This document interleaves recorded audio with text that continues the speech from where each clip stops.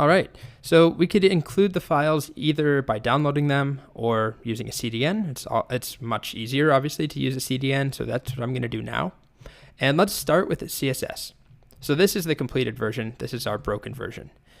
And I'm going to just go to getbootstrap.com and come on over to Get Started, and then just look at their quick start. So here's the latest CDN for the latest version of Bootstrap, or depending on whatever version we're on.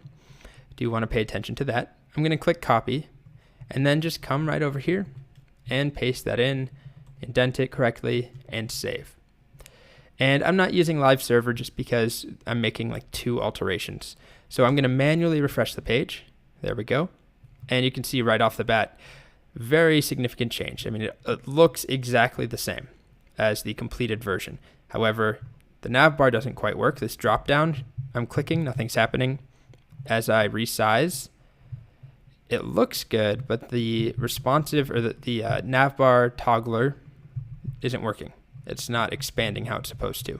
And also, there was that tooltip I showed you down here. This is not working as I hover over this link. So we now need to add the JavaScript. Okay, so I'll go down, and here are the 3 scripts we need. So I'm just going to copy them all together and come down to the correct location and paste them in, just like this. And save, refresh my page. And if you take a look, the drop-down now works. If I resize to where the navbar collapses, it toggles correctly, and the tooltip down here also works. Now, just to show you the importance of the order here. First of all, if you commented out jQuery and Popper.js, if you thought you could get away with just the Bootstrap JavaScript, which is this last file, if I refresh the page now, you'll see that nothing works. And that's because at the very least, we have to have jQuery in there. And if I look at my console, it's complaining about it. $ is not defined. Now, $ comes from jQuery. If you're not familiar with it, this is basically the browser's way of saying, hey, what's going on? jQuery is not here, and I thought it would be here, or we need it to be here. So nothing is going to work for us without jQuery. So we can add jQuery back in and save.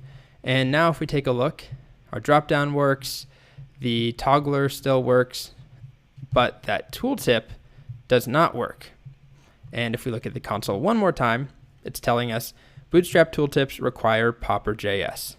So that's the very last piece that has to be in there, and we need them to be in this order. So Bootstrap comes last. We have jQuery, then Popper, then Bootstrap. And if I refresh my page one more time, my tooltip now works. So that's all there is to it. If you want to see more of the original template, I included the original footer down here. I did change a couple things very slightly. But yeah, that's pretty much it. We've got a lot of Bootstrap content in here, things that were very radical changes just by including some Bootstrap. Now, obviously, it's a lot of work. You still have to write all of this markup with Bootstrap in mind.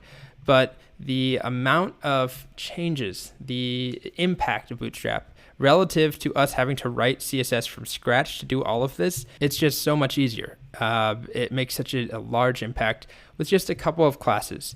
So that's what we're going to learn in this course. So hopefully this shows you, one, how, test your knowledge in your ability to include Bootstrap, but also it illustrates how cool it can be. And this isn't even a very, beautiful website, but it was much better than what it used to look like. Okay, moving on along.